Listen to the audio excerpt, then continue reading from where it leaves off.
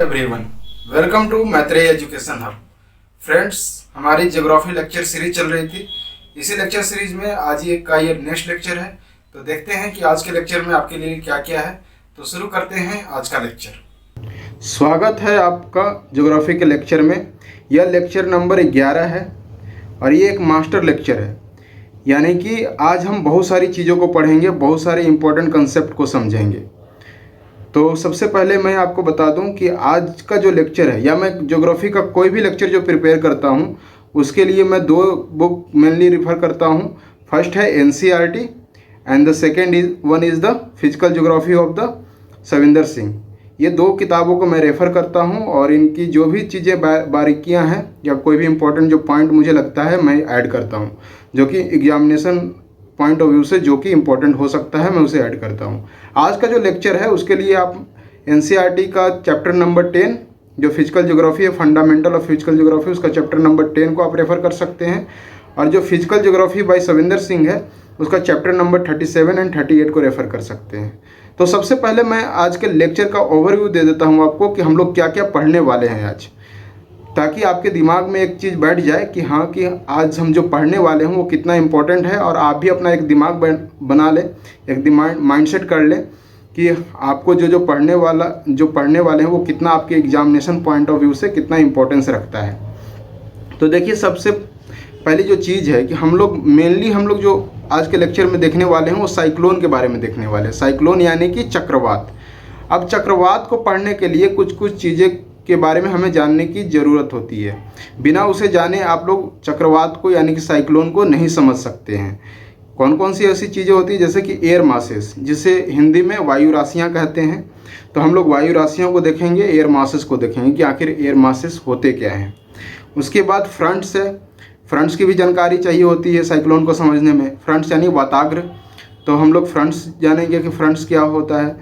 और उसी के अंतर्गत हम लोग फ्रंटोजेनेसिस को देखेंगे, फ्रंटोलाइसिस को देखेंगे, और इसके कितने प्रकार हो सकते हैं फ्रंट्स के उसको देखेंगे, और कैसे क्या मैकेनिज्म से ये फॉर्म होता है, इसके फॉर्मेशन की क्या मैकेनिज्म है हम उसको देखेंगे।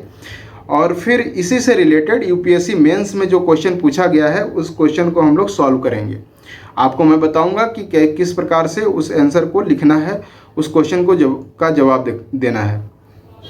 फिर जब हम ये इंफॉर्मेशन हमारे पास आ जाएगी, यानी कि एयर मासेस और फ्रंट्स की, तब हम उस स्थिति में पहुंच जाएंगे कि हम लोग साइक्लोन को समझ पाए। आपको पता होगा कि साइक्लोन को दो पार्ट्स में डिवाइड किया जाता है। There are two types of the cyclone mainly. One is the temperate cyclone, उसे एक्स्ट्रा ट्रॉपिकल साइक्लोन भी कहते हैं, या फिर वेव साइक्लोन भी कहते हैं, या फिर सिंपली डिप्रेशन भी कह देते हैं। तो हम लोग टेम्परेट साइक्लोन को भी देखेंगे। और दूसरी जो टाइप है साइक्लोन की, जो ट्रॉपिकल साइक्लोन है, हम लोग फिर उसके बाद ट्रॉपिकल साइक्लोन का देखेंगे। ये दोनों जो साइक्लोन है इनकी हम लोग ओरिजिन पढ़ेंगे, वेदर कंडीशन पढ़ेंगे, इसका डिस्ट्रीब्यूशन पढ़ेंगे, और इसका जो इम्पैक्ट क्या क्या होता है अपने जो लाइफ या वेदर पे, तो उस इम्पैक्ट को भी देखेंगे। और फिर जो करंट में आप लोग पढ़ते होंगे, जैसे कि अभी यास तूफान आया था। यास बहुत ही चर्चा में था, और ये उड़ीसा कोस्ट और जो बे ऑफ बंगाल से ये उत्पन्न हुआ था, ओरिजिनेटेड हुआ था, और ये उड़ीसा और वेस्ट बंगाल को काफ़ी क्षति पहुंचाया था, और फिर ये फाइनली जाकर बिहार के तरफ जाके डिसिपेटेड हो गया था। और उसके पहले तौकेते तूफान के साइक्लोन के बारे में आप लोगों ने सुना होगा। तो इसकी नेमिंग कैसी होती है, ये यास क्यों कहा गया इसको, ये तौकेते, इसका नाम कौन रखता है, कैसे इसकी नेमिंग की जाती है इंडियन ओशन में, नॉर्थ इंडियन ओशन में साइक्लोन की, उसके बारे में भी हम लोग देखेंगे कि जो करंट के न्यूज़पेपर से भी रिलेटेड है, आपने लोगों ने पढ़ा होगा। अब ये, और फिर फाइनली हम लोग देखेंगे कि साइक्लोन से रिलेटेड 2020 में प्रीलिम्स में, यूपीएससी के प्रीलिम्स में एक क्वेश्चन पूछा था। बहुत ही शानदार क्वेश्चन था, और मैं उस क्वेश्चन को सॉल्व करके दिखाऊंगा कि अगर आपको ये कंसेप्ट नहीं भी पता है, मान लीजिए कि आप एग्जामिनेशन हॉल में भूल गए, या फिर ढंग से याद नहीं आ पा रहा है, या कन्फ्यूजन में है, तो फिर भी उस कंडीशन में आप वो क्वेश्चन को कैसे, उसके ऑप्शंस को एलिमिनेट करके उसे कैसे सॉल्व कर सकते हैं। तो ये बहुत ही इंपॉर्टेंट है यूपीएससी 2020 का प्रीलिम्स क्वेश्चन, जिससे आपको ये पता चलेगा कि आप एग्जामिनेशन हॉल में कैसे एलिमिनेट कर सकते हैं ऑप्शंस को, अगर आपको वो ढंग से पता भी ना हो, थोड़ा बहुत आप जानते हो फिर भी। फिर हम लोग टॉर्नेडो देखेंगे कि जो एक टाइप ऑफ साइक्लोन ही है, लोकल साइक्लोन है और बहुत ही डिवास्टेटिंग है, उसको देखेंगे, टॉर्नेडो को देखेंगे और फाइनली एंटी साइक्लोन पर आकर हमारे लेक्चर समाप्त हो जाएगा। तो लेक्चर बहुत ही इंफॉर्मेटिव होने वाला है, तो प्लीज़ ध्यान से सुने और बहुत ही ज़्यादा इम्पोर्टेंट है। यूपीएससी में हर एक साल कोई ना क्वेश्चन इससे रिलेटेड होता ही होता है। मेंस में भी आप देख सकते हैं और प्रीलिम्स में भी देख सकते हैं, अदर एग्जामिनेशन में भी ये काफ़ी इंपॉर्टेंट रखता है, इसलिए ये लेक्चर को स्किप मत कीजिए, आप इसे ढंग से समझें। तो जो पहला जो टॉपिक है जो साइक्लोन को समझने में, वो एयर मासेस मैंने जैसे बताई, यानी वायु राशियाँ। वायु राशियाँ मोटा मोटी आप ये समझ लीजिए कि एक वायु का यानी कि हवा का, एयर का हॉरिजेंटली मूव करना किसी सरफेस पर और उस सरफेस के कैरेक्टरिस्टिक को एक्वायर कर लेना, उसी को कहेंगे हम वायु राशियाँ या एयर मासेस। यानी कि जब हवा किसी हॉरिजेंटल सरफेस पर चलती है, यूनिफॉर्म हॉरिजेंटल सरफेस पर, कोई गड़बड़ नहीं होनी चाहिए, तो उसकी जो भी कैरेक्टरिस्टिक होगी, ये वो गर्म होगा या उसमें वहाँ पे मॉइस्चर होगा, उसको क्या करेगी, वो एक्वायर कर लेगी और उसको एक्वायर करने के बाद एयर मासेस भी उसी तरह की हो जाएंगी जिस तरह का वो सरफेस था, और फिर वो उस नाम से जाएंगे, उस नाम से जानी जाएंगे जिस तरह से वो कैरेक्टर को एक्वायर किया, उसे कहेंगे एयर मासेस। ये मतलब कि मोटा मोटी आप ये समझ लीजिए। इसका जो डिफिनीशन है उसे मैंने लिख दिया है, आप चाहें तो इसका स्क्रीनशॉट ले सकते हैं। मतलब कि it may be defined as the mass of air having nearly uniform temperature, pressure and relative humidity horizontally.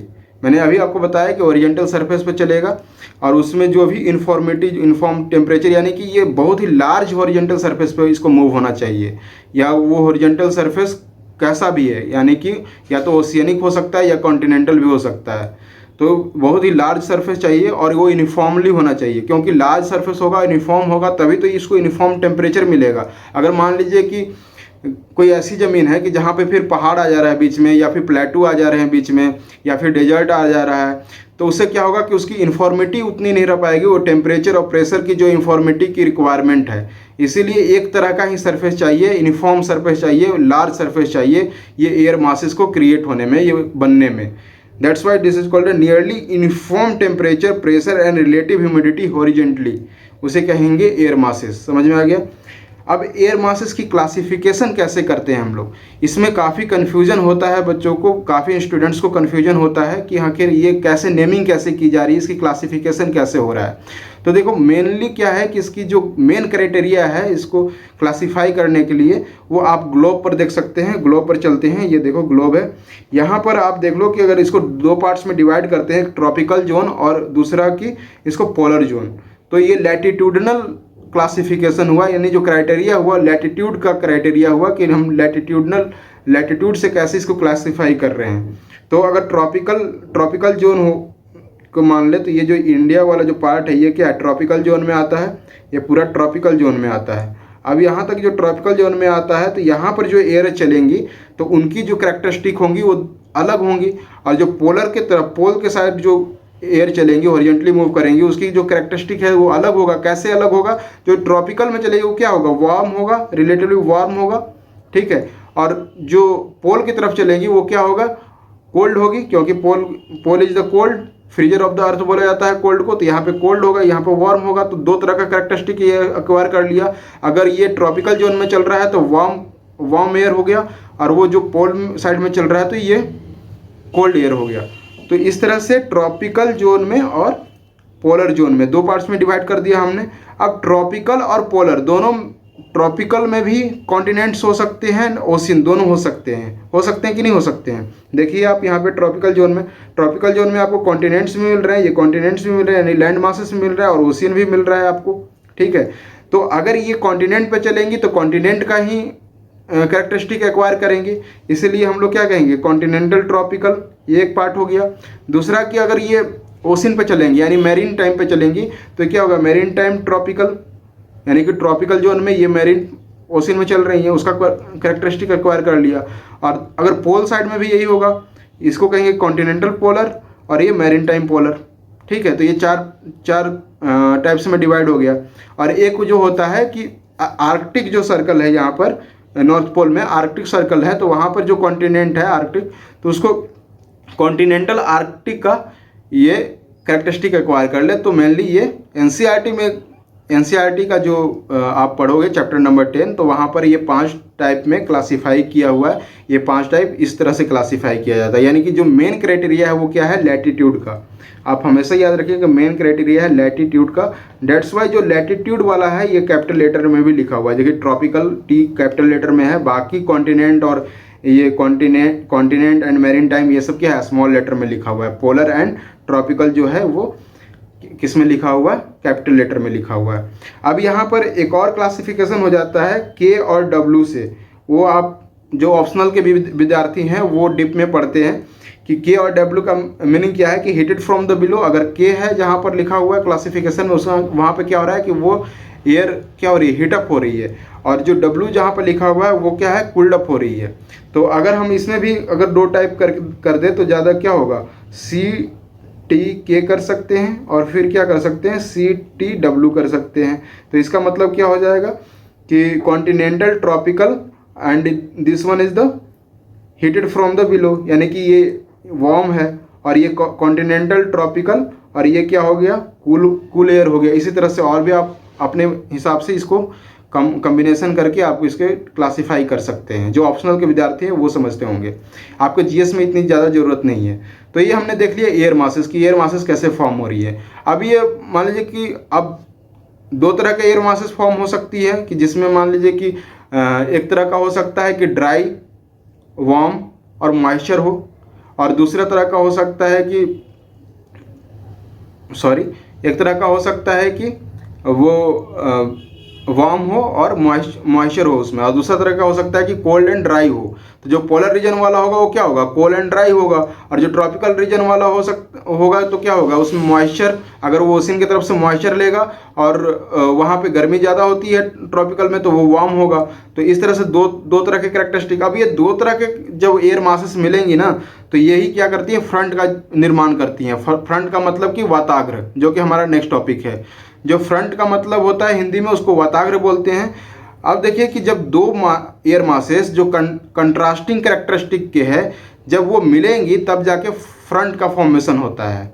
ठीक है, यहाँ पर आप देख लीजिए कि मैंने जो डेफिनेशन लिखा है कि front is the sloping boundary. ये आप याद रखिएगा कि फ्रंट क्या होता है, हर एक जब भी 2 अपोजिट कैरेक्टरिस्टिक की जब एयर मिलेगी तो ऐसा जरूरी नहीं है कि वो फ्रंट का ही निर्माण करे, उसके लिए जरूरी है कि स्लोपिंग बाउंड्री होना चाहिए। तो so front is the sloping boundary which separate 2 opposing air masses having contrasting character in terms of the air temperature, humidity, density, pressure and wind direction. यानी कि मेन जो कंडीशन हो गया वो क्या है कि स्लोपिंग बाउंड्री होनी चाहिए, एंड दूसरा क्या कि एयर मासेस की जो कैरेक्टरिस्टिक होनी चाहिए वो अलग अलग होनी चाहिए। और in terms of what, temperature, humidity, density, pressure and wind direction, ये नेसेसरी कंडीशन है टू फॉर्म द फ्रंट। अब जो फ्रंट फॉर्मेशन की जो प्रोसेस जो होती है उसी को कहते हैं फ्रंटोजेनेसिस। तो हम बोल सकते हैं the process associated with the creation of new front और the regeneration of the decaying front. यानी कि ऐसा फ्रंट की जो डाई हो रहा है, यानी कि जो बिल्कुल अब ख़त्म होने वाला है, उसका जो रीजनरेशन हो जाए या नया कोई फ्रंट क्रिएट हो जाए, उसी को प्रोसेस को हम लोग क्या कहेंगे, फ्रंटोजेनेसिस कहेंगे। And next one is the frontolysis. और फ्रंटोलाइसिस किसको कहेंगे, द प्रोसेस ऑफ डिस्ट्रक्शन और dying of the front is known as the frontolysis. ठीक है, फ्रंटोलाइसिस एंड फ्रंटोजेनेसिस, होप आपको समझ में आ गया हो कि जो नया जो क्रिएट हो रहा है फ्रंट उसको फ्रंटोजेनेसिस कहेंगे, और जो फ्रंट ख़त्म हो रहा है, जो डाई कर जा रहा है, जो डिके कर जा रहा है, जो समाप्त हो जा रहा है, फिनिश हो जा रहा है, उसको क्या, उस प्रोसेस को क्या कहेंगे, जिस प्रोसेस से ये होता है उसे कहेंगे फ्रंटोजेनेसिस। ठीक है, अब इसी से रिलेटेड मेंस में क्वेश्चन पूछा हुआ है 2010 में। आप क्वेश्चन ये देख सकते हो, write brief but precise note on the frontogenesis and frontolysis. सिर्फ 5 मार्क्स का क्वेश्चन था और बहुत ही स्ट्रेट फॉरवर्ड क्वेश्चन है कि write brief but precise note on frontogenesis and frontolysis. मात्र 5 नंबर का क्वेश्चन है। 5 नंबर में आप क्या समझते हो कितने वर्ड्स में आपको जवाब देने होंगे, लगभग 50 to 75 वर्ड्स। क्योंकि 10 मार्क्स का क्वेश्चन आने लगे हैं, 10 मार्क्स के क्वेश्चन आते हैं, उसमें कितने वर्ड्स होते हैं, 150 वर्ड्स के हम लोग लिखने होते हैं। यानी कि there is a word limit, आप इसे ज़्यादा नहीं लिख सकते हैं। और कहा भी है क्वेश्चन में कि ब्रीफली एंड प्रिसाइजली आपको इसको बताना है, लिखना है। तो आप सिंपली क्या करेंगे, इसका एक डिफिनीशन दे देंगे, don't go for the introduction, direct आप डिफिनीशन लिख दो एंड कंक्लूजन, ये सब की जरूरत ही नहीं है। स्ट्रेट फॉरवर्ड क्वेश्चन है तो आप डायरेक्ट इसकी डिफिनीशन डाल सकते हैं और इसके बारे में बता सकते हैं। कंप्लीट जानकारी होनी चाहिए कि ताकि पढ़ के लगे कि हाँ कि उसको फ्रंट समझ में आ गया, फ्रंटोजेनेसिस समझ में आ गया है। तो देखिए मैंने कोशिश किया है, the process associated with the creation of new fronts और the regeneration of the decaying fronts already in existence is called the frontogenesis, हमने डेफिनेशन दे दिया। और whereas the destruction and dying of the front is called the frontolysis, दोनों की definition हो गई। अब साथ में हम लोग ये बता देते हैं कि आखिर फ्रंट क्या होता है, तभी तो हमें पता चलेगा कि जो न्यू क्रिएट हो रहे हैं फ्रंट, तो फ्रंटोजेनेसिस हो रहा है। तो formation of front takes place when two air masses of the contrasting character converge along the sloping boundary. ठीक है, और इसका मैंने एक फिगर बना दिया, क्योंकि ज्योग्राफी में बहुत ही इंपॉर्टेंट होता है कि आप फिगर बना दें। फिगर से आपको मार्क्स आपके इन्हेंस हो जाते हैं और वो अपने आप में ही ये कंप्लीट सेंटेंस होता है, कंप्लीट एक्सप्लेनेशन होता है। तो हमने क्या किया कि ये देखो कि ये हमने फ्रंट बना दिया, स्लोपिंग बाउंड्री है, this one is sloping boundary, that's why this called the front. और ये cold air and warm air है। ठीक है, अब ये दो contrasting nature of the air है और दोनों क्या है कि एक बाउंड्री के पास, दोनों एक बाउंड्री के द्वारा सेपरेट की गई हैं, तो ये फ्रंट का निर्माण कर रहा है, this one is the front.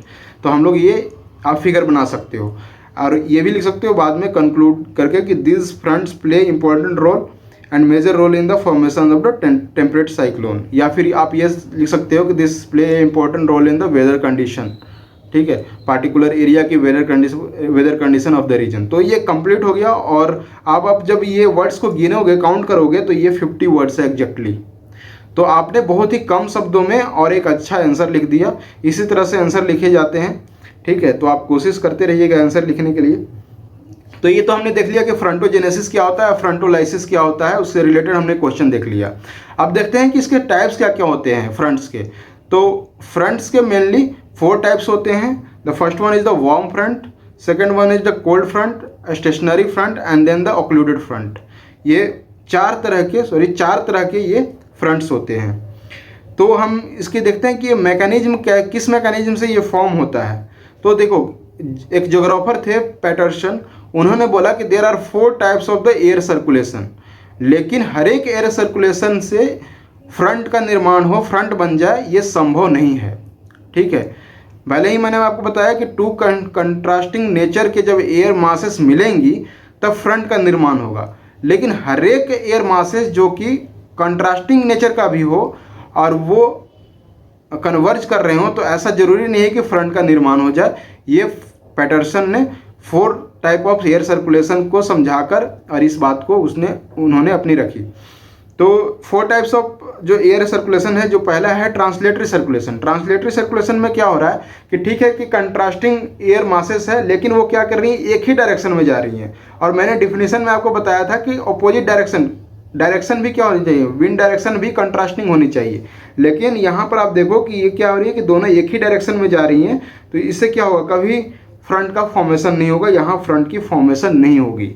ठीक है, दूसरा जो है रोटेटरी सर्कुलेशन। रोटेटरी सर्कुलेशन या तो ये एंटी क्लॉकवाइज हो सकता है या तो क्लॉकवाइज हो सकता है। यहाँ भी क्या हो रहा है कि देखो, अब कोई भी स्लोप की फॉर्मेशन नहीं हो रही है। जब स्लोप की फॉर्मेशन नहीं होगी तो क्या होगा, फ्रंट का निर्माण होगा, नहीं होगा। Necessary condition is the formation of the slope and that sloping boundary will separate the 2 contrasting nature of the air masses। तो ऐसा होना चाहिए। लेकिन यहाँ पे क्या है, एक सर्कल में, एक सर्कुलेटरी पार्ट में ये घूम रहे हैं, तो यहाँ भी क्या होगा कि वो रोटेटरी सर्कुलेशन में भी फ्रंट का निर्माण नहीं होगा। Next one is the convergent और डाइवर्जेंट। हो सकता है कि एयर मासेस क्या कर रही है, एक पॉइंट पर कन्वर्ज कर रही हो या कि एक पॉइंट से डाइवर्ज कर रही हो। लेकिन क्या हो रहा कि क्या होगा कि क्या एयर मासेस, जो 2 कंट्रास्टिंग एयर मासेस अगर एक पॉइंट पर कन्वर्ज कर रही हैं तो उसको हम बोलेंगे फ्रंट? नहीं, उसके लिए क्या चाहिए, एक स्लोपिंग लाइन चाहिए, नॉट ए पॉइंट नहीं चाहिए हमें, स्लोपिंग लाइन चाहिए, तभी फ्रंट की फॉर्मेशन होगी। तो यहाँ भी फ्रंट की फॉर्मेशन नहीं होगी। तो 3 कंडीशन में क्या हो रही है कि तीनों कंडीशन में हमने देख लिया कि फ्रंट की फॉर्मेशन नहीं हो रही है। जो लास्ट जो कंडीशन है, जो डिफॉर्मेटरी सर्कुलेशन है, हाँ यहाँ पर क्या होगी, फ्रंट की फॉर्मेशन होगी। क्यों? क्योंकि ये देखो कि यहाँ पर जो एयर है ये आउटफ्लो हो रही है, outflow of the air. Outflow जो हो रही है, ये जो एक्सिस ऑफ डिलीशन बोला जाता है इसको, एक्सिस ऑफ डिलीशन की ये हॉरिजेंटली ये क्या हो रही है, ये एक्सिस के हॉरिजेंटल हो जा रही है। और ये क्या है कि ये स्लोप होकर क्या हो रही है, एक्सिस को हॉरिजेंटल। अब जब हॉरिजेंटल होंगी तो क्या करेंगे, उस सरफेस की कैरेक्टरिस्टिक को एक्वायर करेंगे, तब जाके वो फ्रंट का फॉर्मेशन करेगा। तो यहाँ पर ये फ्रंट की फॉर्मेशन हो जाएगी। अब आप हमें बताओ, मैं आपसे एक क्वेश्चन पुट अप करना चाहता हूँ कि मैंने अभी आपको बताया कि 2 कंट्रास्टिंग एयर होनी चाहिए और उनकी एक स्लोप फॉर्मेशन होनी चाहिए, और उस स्लोप के फॉर्मेशन को ही हम लोग क्या कहेंगे, वो जो स्लोप होगा उसको फ्रंट कहेंगे। तो आप ग्लोब पर देखो, मैंने आपको प्रेशर बेल्ट्स बताया था। प्रेशर बेल्ट में आप हॉर्स लैटिट्यूड पे जाओ। हॉर्स लैटिट्यूड क्या है, वहाँ से वेस्टर्ली बहती है नॉर्थ पोल की तरफ, और नॉर्थ पोल से जो है पोलर विंड आ रही है हॉर्स लैटिट्यूड की तरफ। अब ये 2 कंट्रास्टिंग नेचर के एयर हैं, ठीक है। तो जो वार्म एयर होगा वो किधर से, वेस्टर्ली होगी, जो कि आपके हॉर्स लैटिट्यूड से होकर से ओरिजिनेट होगी और पोल साइड चलेगी। और जो पोल साइड से जो एयर आ रही है वो कोल्ड नेचर की होगी। जो दोनों जिस रीजन में मिलेंगे तो वहाँ पर क्या करेंगे, फ्रंट का निर्माण करेंगे। 2 कंट्रास्टिंग नेचर है। अब देखो कि 2 तरह के जो एयर हैं वो कहाँ पे, आपके इक्वेटर के पास भी मिल रहे हैं, याद है ना, नॉर्दर्न हेमिस्फेयर और साउदर्न हेमिस्फेयर, दोनों तरह के 2 जो ट्रेड विंड है वो आपस में आकर जो इक्वेटोरियल रीजन है वहाँ पे आकर कन्वर्ज करते हैं। लेकिन वहाँ पे फ्रंट का फॉर्मेशन नहीं होता है। क्यों नहीं होता है, ये आपसे मैं क्वेश्चन पूछ रहा हूँ, बताइए क्यों नहीं होता है। देखिए बहुत ही सिंपल जवाब है, क्योंकि वो 2 कंट्रास्टिंग नेचर के नहीं हैं वो एयर। क्योंकि दोनों क्या है, दोनों हेमिस्फेयर से जो ट्रेड विंड आ रहे हैं वो क्या है, वो दोनों ही क्या है कि वो वार्म है। एक कोल्ड और दूसरा वार्म नहीं है, जो कि आपको कहाँ मिल रहा था, टेम्परेट रीजन में मिल रहा था, ठीक है। तो इसी वजह से जो ट्रॉपिकल रीजन में है वहाँ पर फ्रंट की फॉर्मेशन नहीं होगी, ठीक है। अब हम लोग टाइप्स देख लेते हैं। हमने अभी देखा कि कंडीशन की किस किस कंडीशन में फ्रंट की फॉर्मेशन हो सकती है, और हमने वो 3 कंडीशन जाना जिसमें फ्रंट की फॉर्मेशन नहीं हो रही थी। अब जो पहला जो टाइप है वो है वार्म फ्रंट। वार्म फ्रंट में क्या होता है कि फ्रंट किसके फॉर्मेशन से हो रहा है, वार्म और कोल्ड एयर हमने देखा, 2 कंट्रास्टिंग नेचर के। जो वार्म एयर है, अगर मान लीजिए वो ज़्यादा एग्रेसिव हो गया और वो एक्टिव हो गया, और एक्टिव होकर क्या किया कि वो जो कोल्ड एयर है उसके ऊपर वो स्लोली क्या हो रहा है, वो उसके ऊपर चढ़ रहा है, ठीक है, उसके ऊपर उठ गया, ठीक है। एयर है, वार्म एयर है, हल्की होगी, वो क्या होगी कि वो कोल्ड एयर के ऊपर चढ़ जाएगी और ये ऊपर की तरफ उठेंगी। तो उससे क्या होगा, जो स्लोप वहाँ पे जो बनेगा वो क्या होगा, वार्म फ्रंट के निर्माण करेगा। डिफिनीशन आप देख लीजिए, warm front is that gentle sloping frontal surface along with the warm and the light air becomes active and aggressive and rises slowly over the cold dense air। अभी मैंने आपको बताया ये। तो इस तरह से क्या हो गया, वार्म फ्रंट का निर्माण होगा। आप ये देख लो फिगर में कि ये वार्म फ्रंट किस तरह से बन रहा है। ये वार्म एयर क्या हो रही है, धीरे धीरे ये कोल्ड एयर के ऊपर ये चढ़ जा रही है। तो ये क्या हो गया, वार्म एयर ऊपर की तरफ ढकेल दिया गया, कोल्ड एयर नीचे हो गया, वार्म एयर ऊपर चला गया। तो इससे क्या होगा, वार्म फ्रंट की फॉर्मेशन हो गई। दूसरा है, और फिर क्या होता है कि ये जब ऊपर की तरफ उठेंगी, तो मैंने आपको बताया था कि एडियाबेटिक वाला जो एडियाबेटिक कूलिंग ऑफ टेम्परेचर मैंने बताया था, उसमें मैंने एडियाबेटिक जो प्रोसेस है वो बहुत ढंग से समझाया था कि एडियाबेटिक प्रोसेस क्या होता है। अगर आपने वो लेक्चर नहीं देखा तो प्लीज़ जाकर देखें, वहाँ पे मैंने बताया था आपको कि एडियाबेटिक जो कूलिंग होता है उसमें क्या होता है कि विदाउट एनी एडिशन और सब्सट्रैक्शन ऑफ द हीट, उसमें क्या होता है, टेम्परेचर में चेंजेज हो जाते हैं। और वो किससे होता है, एक्सपेंशन ऑफ द एयर से होता है, जिससे क्या होता है, प्रेशर डाउन होता है। और प्रेशर डाउन होने के कारण धीरे धीरे वो क्या होगा कि जो टेम्परेचर है वो धीरे धीरे क्या होगी कि घटती जाएगी, एयर कूल होते जाएगा। तो इसे बोलते हैं कूल्ड एडियाबेटिकली। जहाँ भी एडियाबेटिकली कूल्ड आपको दिखे तो वो समझ लेना कि without any subtraction of the heat हो रहा है, यानी कि एयर की एक्सपेंशन के कारण वैसा हो रहा है। तो जैसे जैसे वार्म एयर है, जैसे जैसे एटमॉस्फेयर में ऊंचाई पर उठते जाएगा, ठीक है, कोल्ड एयर तो नीचे बैठ गया और ये उसके ऊपर उठ गया। ऊपर उठते उठते क्या होगा कि ये सैचुरेटेड हो जाएगा, क्योंकि टेम्परेचर जैसे जैसे कम होगा, तो मैंने आपको बताया था रिलेटिव ह्यूमिडिटी जो होती है वो इंक्रीज होती है, और जैसे ही वो 100% से पार हो जाती है रिलेटिव ह्यूमिडिटी, तो सैचुरेशन पॉइंट आता है, उसको सैचुरेटेड एयर कहते हैं।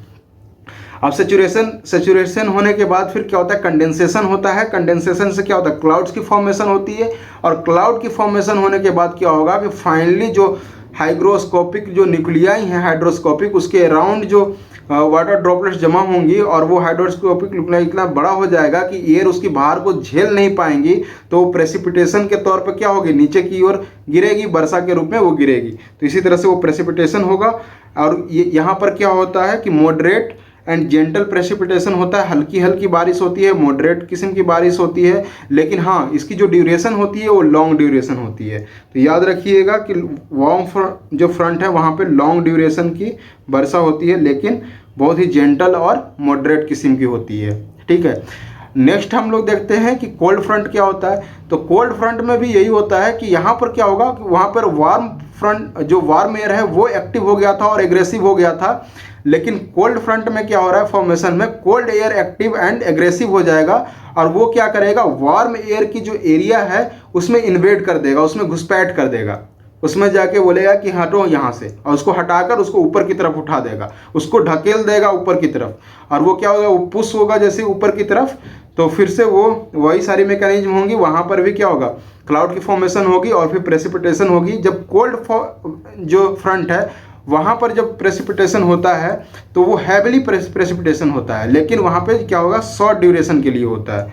किसमें, कोल्ड फ्रंट में। ये देखो, ये वार्म फ्रंट का मैंने बनाया भी था, ये फिगर है, आप ये देख सकते हो कि कैसे वार्म फ्रंट ये हो रहा है, आप ये ढंग से इसको देख सकते हो। कोल्ड फ्रंट अभी मैंने बताया आपको, अच्छे से समझाया कि कोल्ड फ्रंट की फॉर्मेशन कैसे हो रही है, कि कोल्ड फ्रंट में भी क्या हो रहा है, वार्म एयर ऊपर की तरफ जाएंगे। तो ये ऐसा ही हो गया ना कि खरबूजे पर चाकू गिरे या चाकू पर खरबूजा गिरे, कटना खरबूजे की कोई है, यानी कि उठना क्या है, ऊपर किसको ढकेलना है, वार्म एयर को ही ढकेलना है। दोनों केसेस में वार्म एयर ही ऊपर की तरफ उठेंगी और कोल्ड एयर नीचे की तरफ बैठेंगी।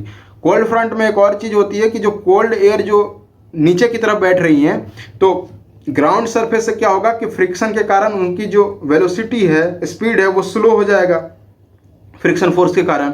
लेकिन जस्ट ऊपर जो उसका कोल्ड एयर है, ठीक है, लेयर बाय लेयर होता है ना, हर एक चीज़ में लेयरिंग होती है, तो कोल्ड एयर का जो नीचे वाला जो लेयर है वो क्या होगा, फ्रिक्शन के कारण उसकी जो मोशन है, जो वेलोसिटी है वो कम हो गया, ठीक है। लेकिन उसके जस्ट एबव जो कोल्ड एयर है वो तो फ्री टू मूव है, तो उससे क्या होता है, वो बहुत ज़्यादा वेलोसिटी में मूव करेगी, और इसी के कारण क्या होता है कि जो स्लोप जो होता है कोल्ड एयर की वो स्टीपर होती है। याद रखिएगा, कोल्ड एयर की जो स्लोप होती है वो स्टीपर होती है in comparison to warm air. और मैंने आपको बताया है कि यहाँ पर बहुत तेज़ वर्षा होती है यहाँ पे क्लाउड फॉर्मेशन के कारण, और लेकिन यहाँ पे जो क्या होगा, शॉर्ट ड्यूरेशन की रेनफॉल होगी, शॉर्ट ड्यूरेशन। और वार्म फ्रंट में क्या हो रहा था, लॉन्ग ड्यूरेशन का हो रहा था। तो ये हमने देख लिया, मच थिकर, ठीक है, हैवी डाउन पावर्स, ये सब हमने देख लिया। और हाँ, कभी कभी स्नोफॉल और हेल स्टॉर्म भी होती है, और आपको मैंने रेनफॉल वाले जो लेक्चर है वहाँ पे मैंने बताया था कि स्नोफॉल कैसे होता है और हेल स्टॉर्म की फॉर्मेशन कैसे होती है कि जब कंडेंसेशन जो है फ्रीजिंग पॉइंट के बिलो हो तो उसमें क्या होता है, स्नोफॉल एंड हेल स्टॉर्म की फॉर्मेशन होती है। याद रहेगा। ये देखिए, कोल्ड एयर इस तरफ जा रही है और ये वार्म एयर इसके जो इसको धकेल के ये ऊपर की तक कर देगी, और ये क्या होगा, कोल्ड एयर की कोल्ड फ्रंट बन जाएगा, ये कोल्ड फ्रंट कहलाएगा, ठीक है। नेक्स्ट जो टाइप है वो स्टेशनरी फ्रंट है। स्टेशनरी फ्रंट एक्चुअली में यहाँ पर कोई भी वेदर फेनोमेना नहीं होती, क्योंकि यहाँ पर जो है स्लोप का जो फॉर्मेशन नहीं हो रहा है। यहाँ पर जो दो तरह की जो एयर है, एयर मासेस हैं, कोल्ड एंड जो वार्म, वो क्या है, वो दोनों पैरेलली मूव कर रही हैं, ठीक है। यहाँ पर देखो, when two contrasting air masses converge तो कर रहे हैं in such a way that they become parallel to each other and there is no ascent of air. क्या होगा, पैरेलल अब मूव करने लगी, तो इसमें क्या होगा कि कोल्ड एयर धकेल नहीं पाएंगी वार्म एयर को ऊपर ऑब्लिकली इंक्लाइंड एंगल पे, तो क्या होगा कि ये दोनों पैरेलल हो गई हैं। देखिए, ये दोनों क्या हो रही है, पैरेलल मूव कर रही हैं, और ये इन दोनों के जो बीच में जो फ्रंट जो फॉर्मेशन होगा उसी को क्या कहेंगे, स्टेशनरी फ्रंट। कि बिल्कुल स्टेशनरी रहता है, ये स्टेशनरी फ्रंट है। यहाँ पे कोई क्लाउड की फॉर्मेशन नहीं होगी, ना ही कोई प्रेसिपिटेशन होगा, इसीलिए इसको बोलते हैं क्लाइमेटिकली इनसिग्निफिकेंट। ठीक है, याद रखिएगा, which front is known as the climatically insignificant, then answer is the stationary front. And then last जो फ्रंट है वो एक ओक्लूडेड फ्रंट है। ओक्लूडेड फ्रंट का फॉर्मेशन होता है तो जब जो साइक्लोन, जैसे अभी हम लोग टेम्परेट साइक्लोन पढ़ेंगे, तो टेम्परेट साइक्लोन बिल्कुल अपने लास्ट स्टेज में पहुंच जाता है, तब जाके ओक्लूडेड फ्रंट फॉर्मेशन होगा। होता क्या है कि धीरे धीरे क्या कर रही है, जो कोल्ड एयर है वो वार्म एयर में इन्वेट कर रही है, उसमें घुसपैठ कर रही है और वार्म एयर के ऊपर कर रही है, ऊपर ले जा रही है। और ये क्या होगा कि धीरे धीरे क्या होगा कि इसको बिल्कुल ही इसको ग्राउंड से काट देती है। ठीक है, सीधे ये ऊपर उठ गया, अब ग्राउंड से कोई रिश्ता ही नहीं रह गया वार्म एयर का, ये फुल्ली ऊपर उठ गया। तो उस सिचुएशन में एक जो फ्रंट की फॉर्मेशन होगी उसको बोलेंगे ओक्लूडेड फ्रंट। आप ये देख सकते हैं कि formed when cold front overtakes warm front end warm air is completely displaced from the ground surface. ये देखिए इस तरह से फॉर्म हो रहा है, ये कोल्ड एयर है, धीरे धीरे ये इन्वेट कर दिया। अब ये जो ग्राउंड के निकट जो भी एयर है, यहाँ पे आपको क्या दिखाई दे रहा है, दोनों कोल्ड एयर की दिखाई दे रहा है। ये सीधे क्या कर रहा है, इसको भगा दिया, ये सीधे ऊपर की तरफ चला गया, वार्म एयर अब बेचारा यहीं पर है। ठीक है, तो ये सीधे ग्राउंड से कट ऑफ हो गया। अब ग्राउंड से कट ऑफ हो जाने के कारण ये जो सरफेस यहाँ पे जो बाउंड्री जो बन रहा है उसको क्या कहेंगे, ओक्लूडेड फ्रंट कहेंगे। होप आपको ओक्लूडेड फ्रंट समझ में आ गया हो। और ये क्या होता है, लास्ट स्टेज है फुल्ली डेवलप्ड ये साइक्लोन का, टेम्परेट साइक्लोन का, ये टेम्परेट साइक्लोन का ये लास्ट स्टेज है। उसके बाद क्या होता है कि टेम्परेट साइक्लोन डेसिपिटेट कर जाता है, जो कि अभी हम लोग देखने वाले हैं। तो अब जो हम लोग ने क्या किया कि ये सारी इंफॉर्मेशन देख ली, फ्रंट वगैरह सब देख लिया, एयर मासेस देख लिया। अब हमारे पास इनफ इंफॉर्मेशन है किसको जानने के लिए, साइक्लोन को जानने के लिए, जो हम लोग पढ़ने वाले थे। साइक्लोन आपको पता ही है कि दो पार्ट्स में डिवाइड कर सकते हैं, temperate cyclone and tropical cyclone. ठीक है, मैंने पहले ही लेक्चर के स्टार्टिंग में ही बताया था, ओवरव्यू में आपको बताया था। अब जो साइक्लोन होता है उसकी डिफिनीशन क्या होती है, तो cyclone are centres of low pressure. ठीक है, these are the centre of low pressure surrounded by the closed isobar having increasing pressure outward. क्या होती है कि जो सेंटर में जो है ना, यहाँ पे लो प्रेशर होता है और उसके आसपास जो सराउंडिंग है वहाँ पे हाई प्रेशर होता है, जिसके कारण क्या होता है कि high pressure to low pressure हमेशा एयर चलती है। तो हाई प्रेशर जो आउटवर्ड से क्या होगा, इनवर्ड यानी कि सेंटर के तरफ एयर आएंगी और उससे क्या होता है, एक सर्कुलेशन बनता है जो कि नॉर्दर्न हेमिस्फीयर में एंटी क्लॉकवाइज होगा और साउदर्न हेमिस्फीयर में क्लॉकवाइज होगा। ठीक है, अब इसी को क्या कहेंगे, साइक्लोन कहेंगे। आप देख सकते हो, having increasing pressure outward and closed air circulation from outside towards the central low pressure such a way that air blows inward in anti clockwise in northern hemisphere. अभी मैंने आपको बताया, and clockwise in southern hemisphere. ठीक है, ये जितने direction है ना, जहाँ भी डायरेक्शन की बात आए आप याद रखना इसे, क्योंकि ये एग्जाम में पूछे जाते हैं। ठीक है, जहाँ कहीं भी आ जाए कि नॉर्दर्न हेमिस्फीयर और साउदर्न हेमिस्फीयर में आपको कन्फ्यूजन हो, तो वहाँ पर आपको ध्यान देने की बात है कि दोनों हेमिस्फीयर में चलती हैं कि नहीं चलती हैं साइक्लोन। आप बताइए, साइक्लोन दोनों हेमिस्फीयर में चलती है कि सिर्फ नॉर्दर्न हेमिस्फीयर में चलती है? साइक्लोन क्या आता है कि दोनों हेमिस्फीयर में फॉर्मेशन होता है, नॉर्दर्न प्लस साउदर्न हेमिस्फीयर दोनों में। ठीक है, तो ये साइक्लोन हो गया। अब यहाँ से जो डेफिनेशन से जो कुछ पॉइंट निकल के सामने आ रही है, जो साइक्लोन के बारे में इंपॉर्टेंट पॉइंट, वो आपको नोट कर लेनी चाहिए कि जो सेंटर जो होता है वो ऑलवेज लो प्रेशर होता है, याद रखिएगा। ठीक है, ये क्या होता है कि दोनों हेमिस्फीयर में फॉर्म हो रही है, अभी आपको मैंने बताया ये। और क्या होता है कि हाई प्रेशर के द्वारा ये सराउंडेड होता है, तभी तो जो आउटवर्ड से जो एयर जो इनवर्ड की तरफ आएंगी। और जो इसका जो डायरेक्शन होता है नॉर्दर्न हेमिस्फीयर एंटी क्लॉकवाइज, हमेशा याद रखिएगा, बहुत ज़्यादा कंफ्यूज करते हो आप लोग कि नॉर्दर्न हेमिस्फीयर में कौन सा डायरेक्शन होता है। साइक्लोन का नॉर्दर्न हेमिस्फीयर में anti clockwise and southern hemisphere में क्लॉकवाइज। ठीक है, ये देखिए इस तरह से होता है कुछ। ये क्या है, आइसोबार्स हैं। ठीक है, दीज आर द आइसोबार्स। ये जो सर्कुलर आप देख रहे हो, ये सर्कुलर क्या है, आइसोबार्स है। और ये जो बीच में क्या हो रहा है कि ये लो प्रेशर का फॉर्मेशन हो रहा है, लो प्रेशर यहाँ पे क्रिएट हो रहा है। और क्या हो रही है कि जो सराउंडिंग से जो हाई प्रेशर की, देखिए आप यहाँ से प्रेशर बढ़ रहा है ना, 1001 मिली बार है, 1005 मिली बार है, 1010 मिली बार है। तो धीरे धीरे क्या हो रहा है, आउटवर्ड जैसे जा रहे हैं तो प्रेशर इंक्रीज हुआ है। तो प्रेशर जब इंक्रीज हुआ तो आउटसाइड से क्या होगा, ये इनसाइड की तरफ एयर फ्लो करेगी और ये क्या होगा, एक साइकिल बनाएगा जो कि क्या होगा कि नॉर्दर्न हेमिस्फीयर में ये एंटी क्लॉकवाइज होगा। इस तरह से एंटी क्लॉकवाइज ये घूमेगी नॉर्दर्न हेमिस्फीयर में, और साउदर्न हेमिस्फीयर में जाइएगा तो साउदर्न हेमिस्फीयर में ये क्लॉकवाइज की तरफ ये मूव करेगी।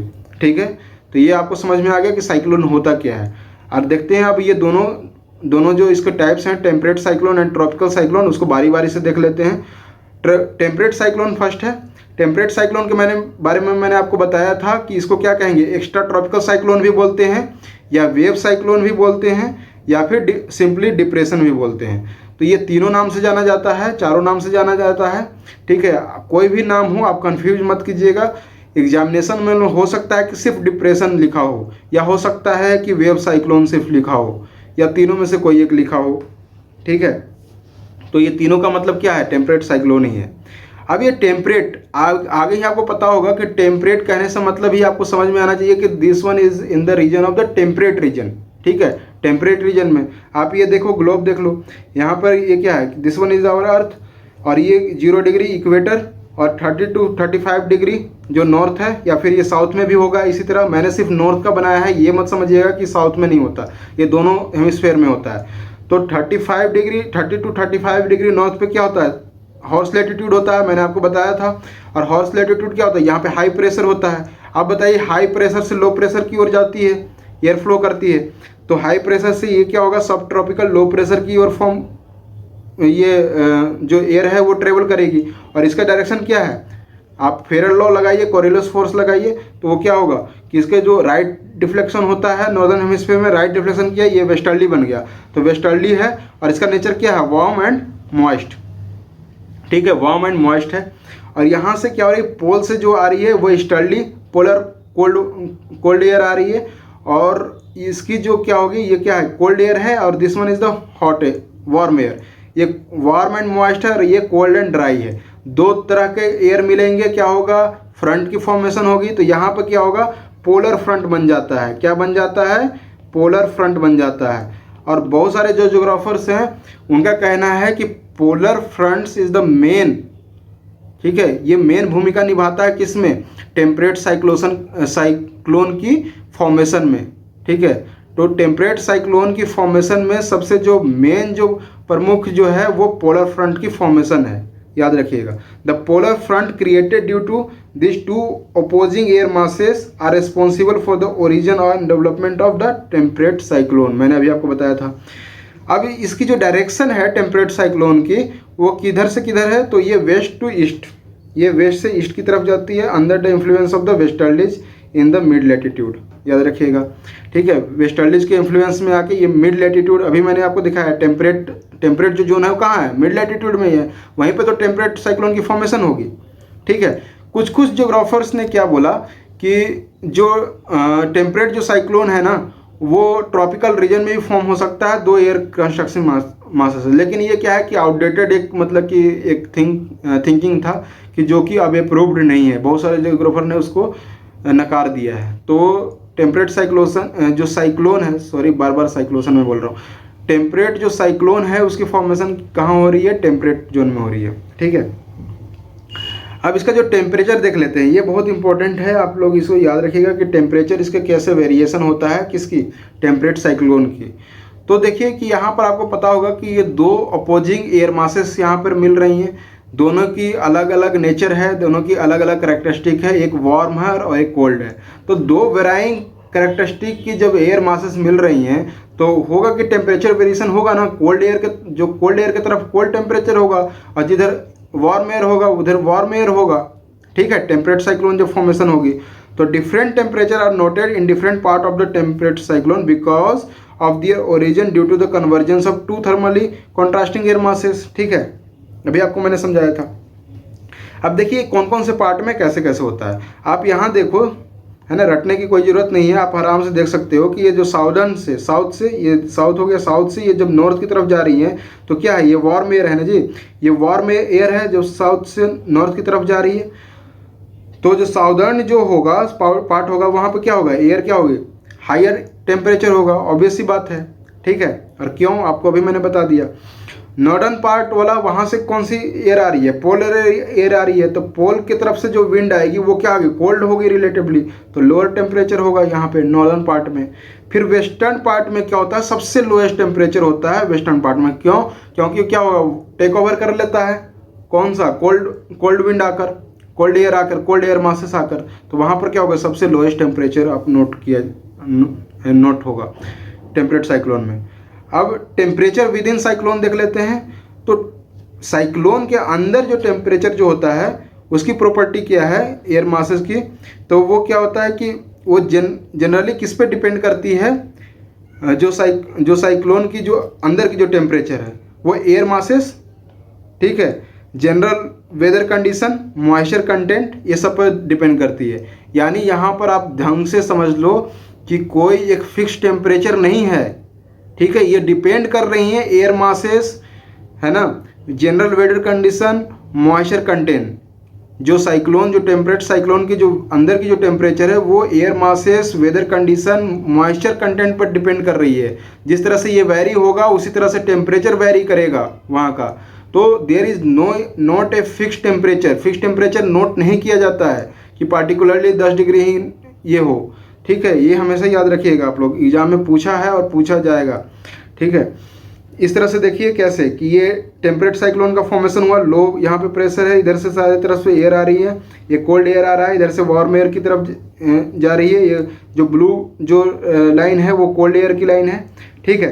अब कोल्ड एयर के तरफ जो भी टेम्परेचर होगा क्या होगा, वो डिक्रीज होगा, तो इधर देखिए ये 0 डिग्री है ना, और जैसे जैसे ये वार्म एयर की तरफ आएगा क्या होगा, टेम्परेचर इंक्रीज करेगा, तो ये देखिए यहाँ पे सबसे ज़्यादा 40 डिग्री फ़ारेनहाइट है, ठीक है। तो ऐसा हम नहीं कर सकते हैं कि सेंटर पे ज़्यादा होगा या फिर आजू बाजू ज़्यादा होगा। अब किस साइड में कौन सा एयर है उसी तरह से ना वो टेम्परेट साइक्लोन का टेम्परेचर डिसाइड होगा, ठीक है। तो ये तो हो गया टेम्परेट साइक्लोन, हमने देख लिया। अब उसकी अलग अलग चीज़ें देख ली कि कैसे टेम्परेचर वेरिएशन हो रहा है क्या। अब यहाँ पे क्लाउड फॉर्मेशन, कौन कौन से क्लाउड फॉर्मेशन होते हैं, तो यहाँ 2 तरह के क्लाउड फॉर्मेशन होते हैं। अगर वार्म फ्रंट की तरफ क्या होता है कि निम्बो स्टेटस क्लाउड की फॉर्मेशन होती है। स्टेटस मैंने आपको बताया था, जो लेयरिंग जो होता है क्लाउड चैप्टर में मैंने बताया था, क्लाउड वाले लेक्चर में, कि जो लेयरिंग होती है उसको क्या कहेंगे, स्टेटस बोलते हैं, स्टेटस क्लाउड। और वो वर्षा करवाएगी तो क्या कहेंगे, उसको निम्बो स्टेटस क्लाउड कहेंगे, ठीक है। और ये क्यूमुलस निम्बो क्लाउड जो कोल्ड फ्रंट की तरफ फॉर्मेशन होगा और ये सबसे ज़्यादा बारिश करवाएगी, ठीक है, वो मैंने अभी आपको बता दिया था कोल्ड फ्रंट और वार्म फ्रंट में। अब इसकी जो स्टेजेस क्या क्या है इसकी लाइफ साइकिल की, अभी मैंने बताया था कि ये इनिशिएट कैसे होता है और ये फाइनल स्टेज पर कैसे पहुंचता है। मैंने अभी आपको बताया था कि इनिशियल में क्या है कि ऑकुलेटेड वाला में मैंने अभी बताया था ना आपको कि फाइनली ऑकुलेटेड फ्रंट की निर्माण होती है और वो क्या होता है, वहीं पे फिर क्या होता है, टेम्परेट साइक्लोन की डिसिपिटेशन शुरू हो जाती है और डिसिपिटेट कर जाता है। तो इसकी जो स्टेजेज है, इसकी जो पूरी लाइफ साइकिल की, वो आप 6 स्टेजेज में डिवाइड कर सकते हो। सबसे पहले जो इनिशियल है ना वो स्टेशनरी फ्रंट की फॉर्मेशन होती है, ठीक है। स्टेशनरी फ्रंट कैसे हो रहा है कि 2 जो कॉन्ट्रास्टिंग नेचर के एयर मासेस हैं वो पैरेलली मूव कर रही हैं, ठीक है। उसके बाद क्या होगा कि धीरे धीरे क्या होगा कि एक दूसरे के एरिया में इन लोग क्या करेगा, कोल्ड एयर और जो हॉट एयर है वो दोनों एक दूसरे के एरिया में पेनिट्रेट करेंगे, है ना, घुसने की कोशिश करेंगे। फिर जो थर्ड स्टेज जो आता है वो मैच्योरिटी की स्टेज आएगी, मैच्योर हो जाएंगे और फुली डेवलप हो जाएगा ये टेम्परेट साइक्लोन। और वहाँ पे क्या होगा, क्लोज बार्स की फॉर्मेशन होगी। अभी आपको मैंने दिखाया था क्लोज बार्स, ये कितने, ये सब आइसोबार्स हैं, ये क्लोज्ड आइसोबार्स हैं, ठीक है। उसके बाद जो नेक्स्ट स्टेज में क्या होगा कि कोल्ड फ्रंट मैंने बताया था वो ज़्यादा एग्रेसिव होता है और उसको वार्म एयर के जो प्लेस को वो बिल्कुल डिस्प्लेस कर देता है, ऊपर की तरफ उठा देता है। तो cold front comes nearer to warm, है ना, 4th स्टेज में आएगा।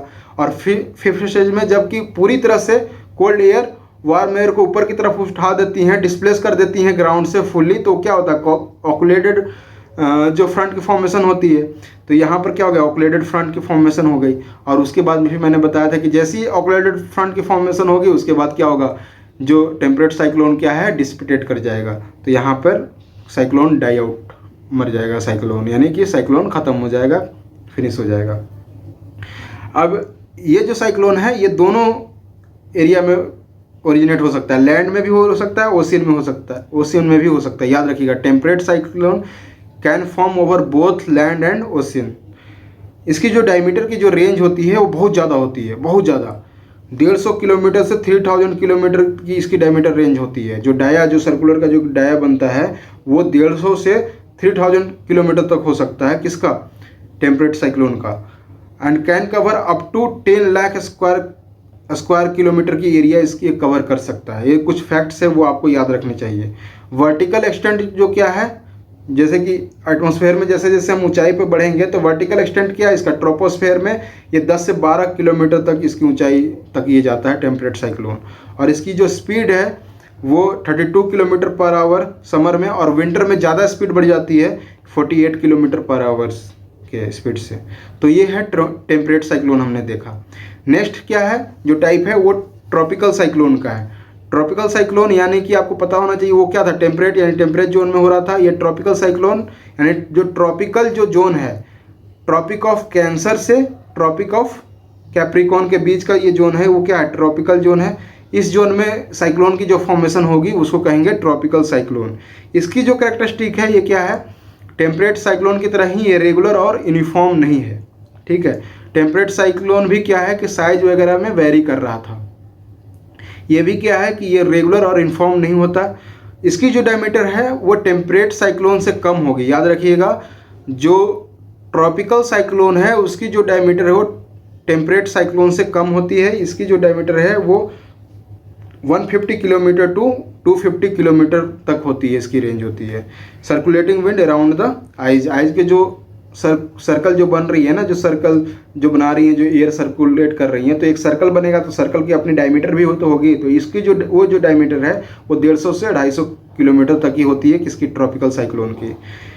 इसकी जो बे ऑफ बंगाल में जो डायमीटर ऑफ स्टॉर्म जो है, जो आंधी जो तूफान जो उठेंगे ओशन पर, तो उसकी जो डायमीटर है वो 600 से 1200 किलोमीटर तक वेरी करती है। ठीक है, ये ज़्यादा विग्रस होता है इसलिए ज़्यादा ये डिस्ट्रक्टिव होता है। टेम्परेट साइक्लोन से ज़्यादा डिस्ट्रक्टिव कौन होता है, ट्रॉपिकल साइक्लोन। ठीक है, हाई वेलोसिटी के कारण।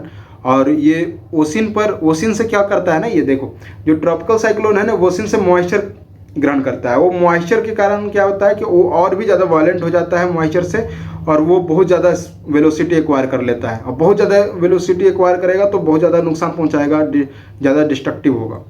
उसका ख़त्म होने का एक ही उपाय है कि उसको मॉइस्चर कट कर दो। यानी कि जैसे ही वो लैंड पर जाता है तो उसको बोलते हैं, जो फर्स्ट लैंड पर जब मीट करता है तो उसको बोलते हैं लैंडफॉल बोलते हैं। और धीरे धीरे क्या होता है, जैसे जैसे वो कॉन्टिनेंट के इंटीरियर में बढ़ेगा ट्रॉपिकल साइक्लोन, तो उसका क्या है कि वो मॉइस्चर गेन नहीं कर पाएगा। अब मॉइस्चर गेन नहीं कर पाएगा ओशन से, तो क्या होगा, धीरे धीरे वो डाई आउट हो जाएगा, यानी कि वो डिस्ट्रॉय हो जाएगा, मर जाएगा। हाँ, अगर लैंड पर भी कोई भी उसको वाटर जो सरफेस मिल जा रहा है ना, तो वहाँ से भी वो मॉइस्चर ले सकता है और वायलेंट हो सकता है। तो बहुत जगह पर दिखाई देता है कि जब कॉन्टिनेंट के अंदर भी पहुँच गया तो वहाँ भी वो वायलेंटली होता है, क्योंकि वहाँ पर भी वो कोई भी वाटर बॉडीज है या रिवर हो गया, लेक हो गया, तो वहाँ से वो मॉइस्चर उठाना शुरू कर देता है। ठीक है, लैंडफॉल देख लिया हमने। Centre of the cyclone, cyclone की जब वो सेंटर की फॉर्मेशन होती है, आई की जब फॉर्मेशन होती है, तो वहाँ पे क्या है, वो एक्सट्रीमली लो प्रेशर होता है। फिर है आइसोबार, है ना, यहाँ पर भी जो आइसोबार वो क्लोज होते हैं, लेकिन क्या होते हैं, फ्यू इन नंबर्स होते हैं ये। ठीक है, टेम्परेट साइक्लोन की तरह like temperate cyclone, tropical cyclone are not characterised by the temperature variation. यहाँ पर ये इंपॉर्टेंट आपको नोट करने की जरूरत है। This one is the important point. क्यों? क्योंकि क्वेश्चन पूछे गए हैं इससे। जो ट्रॉपिकल साइक्लोन है ना, उसकी जो कैरेक्टरिस्टिक जो होती है वो टेम्परेचर वेरिएशन नहीं होता इसमें, टेम्परेट साइक्लोन की तरह। ट्रॉपिकल साइक्लोन में टेम्परेचर वेरिएशन नहीं होता इसके डिफरेंट पार्ट्स में। क्यों? क्योंकि ये तो है क्या है, सेम ही, इसमें दो अपोजिट एयर मासेस नहीं मिल रही है ना।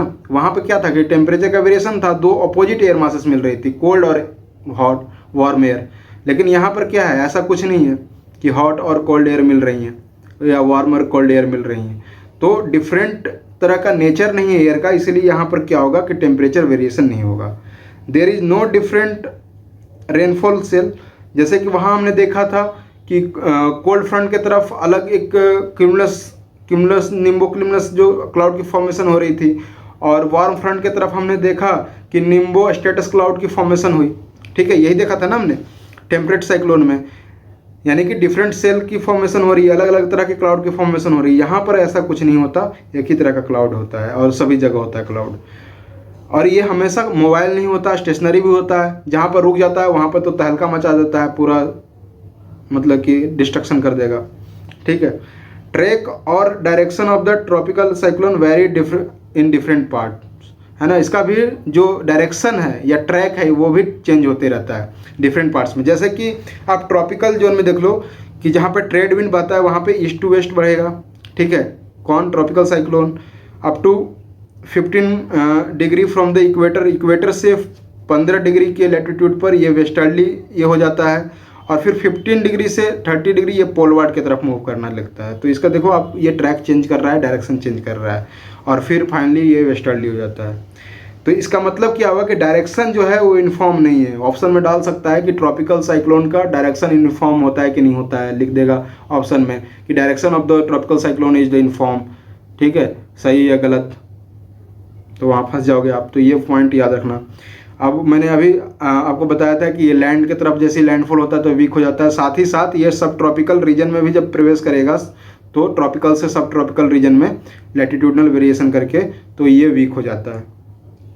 Higher speed than the temperate and hence more destruction हमने डिस्कस कर लिया है। Mainly confined in the summer, हाँ ये चीज़ है कि ये समर में ही ये होता है। ऐसा इसलिए होता है ना कि इसकी जो ओरिजिन मानी जाती है ना, वो क्या मानी जाती है कि ये सरफेस को जैसे वो हीट करता है तो वहाँ पर लो प्रेशर क्रिएट होता है, उसके वजह से ये माना जाता है कि हीटिंग की वजह से ये क्रिएट हो रहा है। तो एक कन्वेक्टिव साइकिल की वजह से ही इसको बोला जाता है ट्रॉपिकल साइक्लोन। ठीक है। तो अब देखते हैं कि कंडीशन क्या क्या है इसके ओरिजिन के। तो continuous supply of abundant water and the moist. ठीक है। तो इसको क्या होगा कि ये कंटिन्यूअस ये वार्म और मॉइस्ट एयर की मतलब कि सप्लाई होना चाहिए, इसको कंटिन्यूअस होना चाहिए। ठीक है। Warm ocean having the surface temperature 27 degree Celsius during the summer. तो जो ओशियन का जो सरफेस है वो 27 डिग्री होना चाहिए एटलीस्ट। हाई कोरिलिस फोर्स होना चाहिए। Majority of the tropical cyclone originate within the belt 5 degree to 20 degree latitude पर ये ओरिजिनेट होता है, जो majority of the tropical cyclone है western part of the ocean में।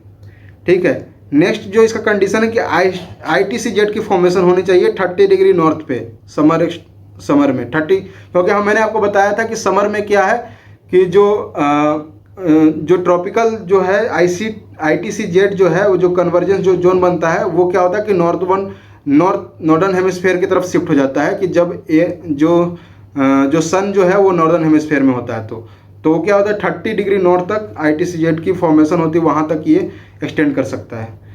Should be anti cyclonic circulation at the height of the 9 to 15 kilometre, 9 से 15 kilometre above the surface, या वहाँ पे क्या होनी चाहिए एंटी साइक्लोनिक सर्कुलेशन होनी चाहिए इसकी फॉर्मेशन के लिए। ये देखो ये NCERT के बुक में आपने देखा होगा, ये बना हुआ होगा। ये देखो आई की फॉर्मेशन है।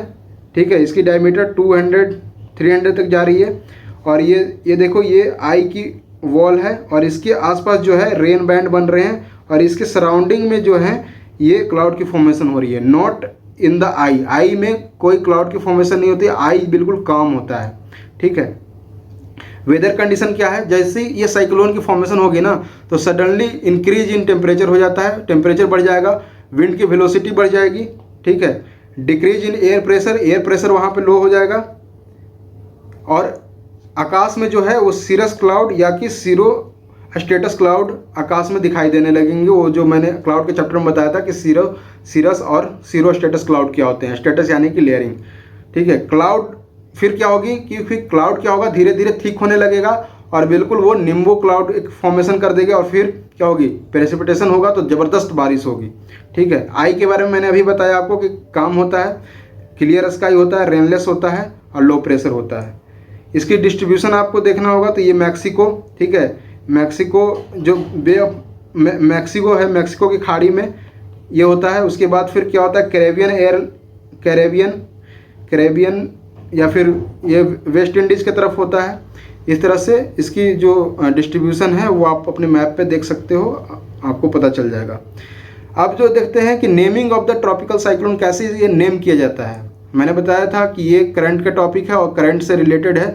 अभी यास तूफान आया था, तो क्या होता है कि ये जो देश हैं जहाँ पर ये दो नॉर्दर्न इंडियन ओशन में, इन्होंने क्या किया कि एक फार्मूला अपनाया और ये कुछ नेम बताते हैं जो 8 कंट्री है, 1 2 3 4 5 6 7 8 9 10 11 12 13, ये जो देश हैं 13 देश है, ये मिलकर क्या करते हैं कि कुछ नेम की लिस्ट देते हैं कि इस नेम से ये साइक्लोन को जाना जाए। ठीक है, तो ये अपने जैसे बांग्लादेश ने निसर्ग दिया है, बिपरजॉय दिया है, ये सब इंडिया ने दिया है, गति, तेज, ये सब। तो जैसे जैसे साइक्लोन आएगा ना तो ये पूरा एक लिस्ट खत्म होना चाहिए। पहले ये जैसे ये कॉलम वाइज चलता है, तो जैसे निसर्ग पहले आया होगा, फिर गति, फिर न्यूवार, है ना, बौरेवी, तौकेती आया था हाल ही में, आपको याद होगा। यास जो अभी जस्ट आया था, यास तूफान, यास साइक्लोन, वो ओमान में होता है, ओमान ने दिया है ये नाम यास। ठीक है, इसी तरह से जब लिस्ट खत्म हो जाएंगी तो फिर नया लिस्ट बनेगा। ये न्यू लिस्ट है बिल्कुल, ओल्ड लिस्ट ये देखो आपने देखा होगा, ये बिल्कुल ख़त्म हो गया ये ओल्ड लिस्ट। ठीक है, अम्फन ये सब के बारे में आपने देखा होगा। अब जो मेन है, जो मैंने आपको बताया था कि प्रीलिम्स के 2020 के क्वेश्चन हम लोग डिस्कस करेंगे, वो क्या था, यूपीएससी प्रीलिम्स में आया था 2020 में। ये क्वेश्चन है, ये आप स्टेटमेंट पढ़ो कि jet stream occur in the northern hemisphere only. Jet stream वाला आप लेक्चर जाके देखो, वहाँ पे मैंने बताया था, आपको आगाह किया था कि जो जेट स्ट्रीम है वो दोनों हेमिस्फेयर में चलता है, नॉर्दर्न एंड साउदर्न हेमिस्फेयर दोनों में चलता है। ठीक है, तो ये जो है ये तो बिल्कुल ही स्टेटमेंट गलत हो गया। Jet stream occurs in the northern hemisphere only, बिल्कुल गलत है। दूसरा स्टेटमेंट है only some cyclone develop in eye, कि क्या कुछ ही साइक्लोन आई की फॉर्मेशन करती हैं। अब इसके बारे में हमें नहीं पता बिल्कुल, है ना, तो इसको होल्ड पर रखते हैं। तीसरा जो क्या है कि the temperature inside the eye of the cyclone is nearly 10 degree Celsius lesser than that of the surrounding. अब मैंने आपको बताया था कि मैं आपको बताऊंगा कि अगर आप ये दोनों का ऑप्शन के बारे में नहीं जानते हैं। ठीक है, अब ये देखिए ये दोनों जो ऑप्शन है वो आपस में ही कंट्रास्टिंग है। कैसे कि अगर मान लीजिए कि ये दूसरा ऑप्शन सही होता है, पहला ऑप्शन तो हमने गलत काट दिया, तो इससे क्या होगा कि ये option A and D option हम स्ट्राइक आउट कर चुके हैं। अब बचा दो ऑप्शन, ठीक है, बी एंड सी। तो जो दूसरा ऑप्शन है only some cyclone develop an eye, और तीसरा जो क्या है the temperature inside the eye of the cyclone is nearly 10 degree Celsius lesser, ठीक है, than that of the surrounding. ठीक है, ये इसने बोला है। अब क्या होगा कि ये दो के बारे में हमें ऑप्शन नहीं पता, लेकिन ये देखिए आपस में ही कॉन्ट्रास्ट कर रहा है। कैसे कि अगर मान लीजिए कि दूसरा ऑप्शन मान लीजिए सही है, only some cyclone develop an eye, ठीक है, और तीसरा ऑप्शन क्या है कि 10 degree Celsius lesser than that of the surrounding है। तो अगर मान लीजिए कि दोनों ऑप्शन कैसे सही हो सकता है, क्योंकि तीसरा ऑप्शन बोला कि इतना कैसे परफेक्ट कोई बोल सकता है, अगर कुछ ही साइक्लोन में आई की फॉर्मेशन हो रही है तो इतना परफेक्टली आप कैसे बोल सकते हो कि 10 डिग्री सेल्सियस लेसर हो सराउंडिंग में। तो तीसरा या तो दूसरा सही होगा तो या तीसरा सही होगा, दोनों साथ में सही नहीं हो सकते। तो इसलिए आप बी को काट सकते हो और सी पर आप अराइव हो सकते हो और सी ऑप्शन सही हो जाएगा। ठीक है, तो इस तरह से ये आप एलिमिनेट कर सकते थे। नेक्स्ट है थंडरस्टॉर्म। थंडरस्टॉर्म के मैंने आपके बारे में बता दूं तो ये लोकल स्टॉर्म होता है, इंटेंस हीटिंग के कारण होता है। कन्वेक्शन आपको मैंने बताया था जो हीट ट्रांसफर में कि इस तरह से ऊपर की तरफ उठती हैं। ठीक है, special case of the conduct, यहाँ पर कन्वेक्टिव होगा, कन्वेक्टिव सेल। ठीक है, convective cell, special case of the convective cell ये होता है। क्या होता है कि जब लोकली जब लैंड जो है ना बहुत ज़्यादा हीटअप हो जाती है तो एयर क्या है ऊपर की तरफ उठेंगी, उसके कारण ही ये थंडर स्टॉर्म बनता है। हैवी रेनफॉल होता है, लाइटनिंग होता है, थंडर होता है, और कभी कभी हेल स्टॉर्म भी होता है जब कंडेंसेशन फ्रीजिंग पॉइंट से नीचे हो। टॉर्नेडो है ना, ये स्पिरल टाइप का ऐसे ऐसे करके ये बनता है, और ये फनल शेप्ड क्या होता है। ठीक, तो ये भी बहुत ज़्यादा मतलब कि डिस्ट्रॉय करता है, ये भी बहुत ज़्यादा डिस्ट्रॉय करता है। अमेरिका में बहुत ज़्यादा आता है टॉर्नेडो। फाइनली जो है वो एंटी साइक्लोन जस्ट उलट होता है साइक्लोन का। साइक्लोन में क्या होता था कि जो सेंटर जो है वहाँ पे लो प्रेशर होता है ना साइक्लोन में, यहाँ पर हाई प्रेशर होगा एंटी साइक्लोन में, और जो सराउंडिंग होंगे वहाँ पे लो प्रेशर होगा। तो इस तरह से ये मूव करेगा, ये आउटवर्ड की तरफ यहाँ पर मूव करेगा, आउटवर्ड की तरफ मूव करेगा। तो यहाँ पर जो होगा क्लॉकवाइज डायरेक्शन बनेगा northern hemisphere, anti clockwise southern hemisphere में बनेगा। ये क्या है कि मोर कॉमन है सब ट्रॉपिकल हाई प्रेशर बेल्ट में। ठीक है, मैंने आपको हॉर्स लेटीट्यूड बताया था, horse latitude high pressure belt है, वहाँ पर एंटी साइक्लोन की फॉर्मेशन होती है, वो मैंने आपको बताया था। तो ये मोर कॉमन है सब ट्रॉपिकल हाई प्रेशर बेल्ट में।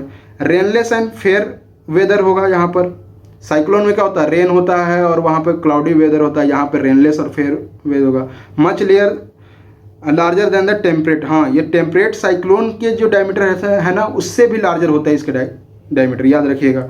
Temperature in the anti cyclone depends on the weather, nature of the air masses and humidity in the air. ये भी सेम है टेम्परेट साइक्लोन की तरह। वहाँ भी हमने देखा था कि टेम्परेचर जो है within the temperate cyclone किस पर निर्भर कर रहा था, weather, nature of the air mass and the humidity.